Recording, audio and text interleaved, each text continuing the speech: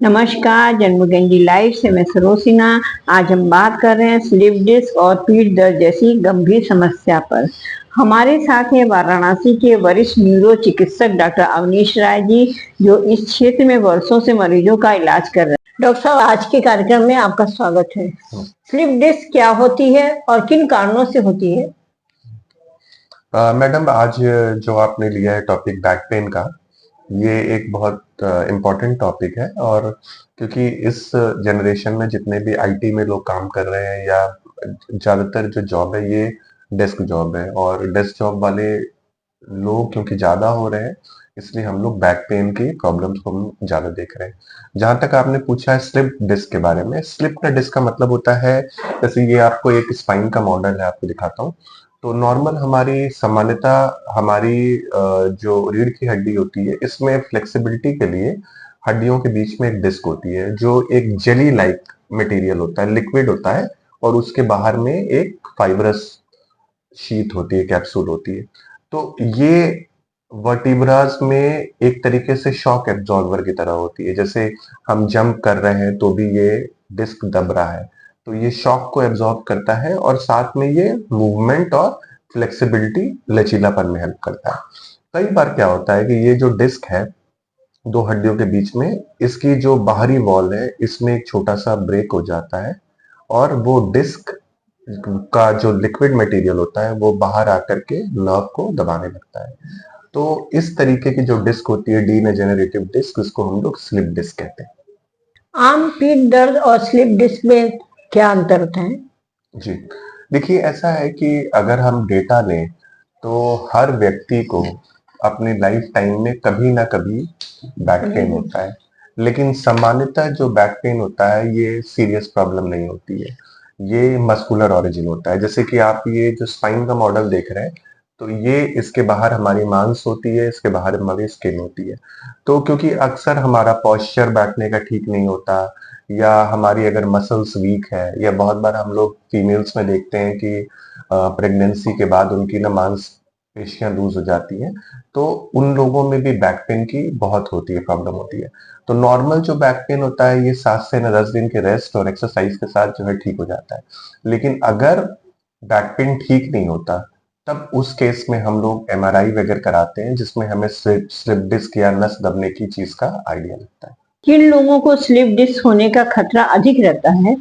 Slip disc का खतरा degenerative ageing के साथ ज्यादा होता है, या वैसे लोगों को भी होता है जिनकी बनावट में नेचुरल जो एनुलस है वो उनका वीक है, या बहुत बार हम लोग ऐसे लोगों में भी देखते हैं जो बॉडी में बिल्डर्स होते हैं, वेट में लिफ्टर्स होते हैं, और जो या कुछ ऐसे लोग जो कि विदाउट जो है प्रॉपर ट्रेनिंग हैवी वेट अपना उठा लेते हैं, या अगर आपका जो है प्रोफेशन में ज्यादा टाइम तक बैठने का काम है, या आप प्रोलॉन्ग ड्राइविंग कर रहे हैं, ऐसे लोग हमेशा स्लिप डिस्क की प्रॉब्लम के लिए एक्सपोज ज्यादा होते हैं। इस बीमारी के लक्षण क्या होते हैं?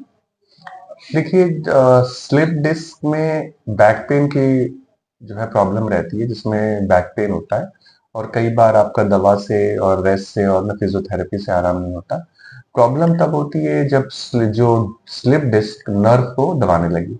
तो अगर डिस्क नर्व को दबाने लगी और वो अगर गर्दन के नर्व को दबाने लगी, तो उस केस में पेशेंट के हाथ पैर की ताकत में वीकनेस आ सकती है, हाथ पैर की ताकत में। या कई बार पेशेंट ऐसा बताता है कि सर्वाइकल अगर स्लिप डिस्क है, तो गर्दन से लेके उसको हाथ तक में दर्द होने लगता है, या हाथ के ग्रिप में या हाथ की ताकत में आने लगती है, कम जो है वो आ जाती है, वीकनेस आ जाती है। या अगर लंबर अगर वर्टिब्रा है, तो लंबर वर्टिब्रा में पेशेंट को शियाटिका जैसा पेन होता है, जिसमें कि उसको बैक पेन होता है, कमर में दर्द होता है, और वो पेन पूरा कमर से नीचे तक आता है, पैरों तक आता है। तो ये डिपेंड करता है कि स्लिप डिस्क किस एरिया में है। मेनली हम लोग सर्वाइकल और लंबर में ज्यादा देखते हैं स्लिप डिस्क। कब मरीज को समझना चाहिए कि उसे सामान्य दर्द है या विशेषज्ञ की जरूरत है? देखिए, हाँ, क्योंकि जैसे मैंने बताया कि बैक पेन नॉर्मली लोगों को बहुत कॉमनली होता है। जो जो सामान्य मस्कुलर पेन होता है वो आपका 5 से 7 दिन में रेस्ट के साथ और फिजियोथेरेपी और दवा के साथ आपका ठीक हो जाता है। कुछ संकेत को हम लोग रेड फ्लैग साइन कहते हैं, यानी रेड साइन कहते हैं। अगर ऐसे संकेत पेशेंट को जो है मिल रहे हैं तो उसको विशेषज्ञ के पास जो है तुरंत जाना चाहिए। एक तो पेशेंट को कमर का दर्द या बैक पेन रात को ज्यादा होता है। नॉर्मली अगर रात में नाइट पेन या बैक में पेन ज्यादा हो रहा है रात को सोते समय, तो ये कई बार स्पाइन टीबी या स्पाइनल ट्यूमर का भी संकेत होता है। अगर कमर दर्द के साथ उसको पैरों में भी दर्द जा रहा है या पैरों में झिनझिनी या जलन हो रही है तो ये नर्व के दबने का साइन है। गर्दन में दर्द के साथ उसके हाथों में दर्द जा रहा है तो ये सर्वाइकल की नस दबने का है। उसके हाथ पैर की ताकत में अगर आ रही है कमी तो ये गंभीर है समस्या। या कई बार हम लोग एक कहते हैं कॉडा इक्विना सिंड्रोम, ये एक स्पाइन में इमरजेंसी होती है। तो कॉडा इक्विना सिंड्रोम में क्या होता है कि सडनली बैक पेन के साथ पेशेंट के यूरिन का पेशाब का जो है कंट्रोल और पैखाने का कंट्रोल जो है खत्म हो जाता है और उस एरिया में उससे सुन्नपन होने लगती है। ये सब इमरजेंसी का संकेत है और अगर ऐसी कोई भी स्थिति हो रही है तो बिना समय अपना गवाए तुरंत स्पाइन स्पेशलिस्ट से मिलना चाहिए। इस समस्या का सही निदान कैसे किया जाता है? क्या एमआरआई अनिवार्य होता है? हाँ, अगर सामान्य बैक पेन है और कोई उसमें गंभीर साइंस नहीं है तो हम लोग नॉर्मली पेशेंट को सिर्फ पॉस्चर अच्छा करना, बैक की एक्सरसाइज करना और 5-7 दिन की दवा लिख के दे देते हैं, नॉर्मली ठीक हो जाते हैं। लेकिन अगर पेशेंट को जो मैंने संकेत बताए वो सब संकेत मिलते हैं तो आपको जरूर एमआरआई करवाना पड़ता है क्योंकि एमआरआई से ही हमें सही सही स्थिति के बारे में ज्ञान होता है। स्लिप डिस्क का इलाज दवाओं से संभव है या सर्जरी की आवश्यकता पड़ती है? देखिए, सामान्यतः जो डीजेनरेटिव डिस्क डिजीज है इसमें 90% से ज्यादा जो स्पाइन में प्रॉब्लम होती है ये दवा, फिजियोथेरेपी और रेस्ट से ठीक हो जाता है। 10% से कम ही पेशेंट्स जिसमें हमें सीरियस स्थिति लगती है उसमें हम इन्हें ऑब्जर्वेशन या ऑपरेशन की सलाह देते हैं। और अगर ऐसा लगता है कि दवाओं से और ना फिजियोथेरेपी से चीजें ठीक नहीं हो रही है या नस दब रही है जहाँ पे उनको परमानेंट न्यूरोलॉजिकल डेफिसिट का है खतरा, वैसे स्थिति में हम उन्हें सर्जरी की एडवाइस देते हैं। कौन से मामले में सर्जरी जरूरी होती है? सर्जरी स्पाइन में जैसे मैंने आपको बताया कि एक अगर कहीं पे नस दब रही है या कॉडा इक्विना सिंड्रोम जिसमें कि लैटेंट पेशाब की ताकत जा रही है पैखाने का या उनके हाथ पैर की ताकत में आ रही है कमी, तो ये इमरजेंसी का संकेत है और ऐसी स्थिति में हमें तुरंत ऑपरेट करना पड़ता है। इसके अलावा अगर पेशेंट को कमर दर्द के साथ पैरों में दर्द या हाथ में दर्द हो रहा है और दवाओं के साथ फिजियोथेरेपी के साथ उसमें आराम नहीं हो रहा है तो ऐसे पेशेंट्स को भी हम लोग 2 सप्ताह के ट्रायल के बाद अगर आराम नहीं होता है तो हम ऑपरेशन की उनको सलाह दे देते हैं। तो वो केस हम लोगों को सेलेक्ट करना होता है कि किसमें हमें ऑपरेशन की जरूरत पड़ती है। क्या फिजियोथेरेपी और योग इसके इलाज में कारगर होते हैं? जी, बिल्कुल। फिजियोथेरेपी का स्पाइन में बहुत अच्छा रोल है और फिजियोथेरेपी से हमारी मांसपेशियां भी स्ट्रांग होती है, पॉस्चर भी ठीक होता है और पेशेंट को जिनको ऑपरेट नहीं भी कर रहे हैं या जिनको ऑपरेट कर रहे हैं, इन सब सारे पेशेंट्स को हम लोग फिजियोथेरेपी के ऊपर रखते हैं। योग हमारे लाइफ का पार्ट होना चाहिए। योग से हम लोग फिट रहते हैं, लचीलापन हमारी बॉडी में मेंटेन रहता है और इसके अलावा हमारी मांसपेशियां भी अच्छी रहती हैं। तो ये एक हर किसी की लाइफ का जो है पार्ट होना चाहिए ताकि हम स्पाइन से रिलेटेड जो समस्याओं को कम से कम झेलें इसके लिए। मरीजों को अपनी दिनचर्या में किन बातों का ध्यान रखना चाहिए? मरीजों को जिनको स्पाइन की प्रॉब्लम है हम उन्हें बैक एक्सटेंशन एक्सरसाइज या कुछ ऐसी एक्सरसाइज सर्वाइकल की भी एक्सरसाइजेस बताते हैं, सर्वाइकल आइसोमेट्रिक एक्सरसाइज। इसके अलावा पेशेंट्स को हमेशा वेट घटाने के लिए हम लोग बोलते हैं, जिनका भी वेट ज्यादा होता है उनमें स्पाइन की प्रॉब्लम ज्यादा होती है। इसके अलावा बहुत सारे पेशेंट्स में हम लोग विटामिन डी की भी हम लोग कमी देखते हैं, तो वैसे न पेशेंट्स को हम लोग सनलाइट के लिए विटामिन डी के टैबलेट्स भी देते हैं और उनको कुछ चीजों की हम लोग देते हैं हिदायत कि जैसे झुक करके सामान ना उठाएं, वजन ना उठाएं और बॉडी के पोस्चर का ध्यान रखें। अगर चेयर इस्तेमाल कर रहे हैं बैठने की तो वो चेयर उनकी अच्छी होनी चाहिए। बीच बीच में चेयर से खड़े होकर के बॉडी को स्ट्रेच कर लें और जो जो फिजियोथेरेपिस्ट उनको एक्सरसाइज बता रहे हैं उस एक्सरसाइज का ये लोग फॉलो करें उसको। लंबे समय तक कंप्यूटर या डेस्क पर काम करने वाले क्या सावधानी बरतें?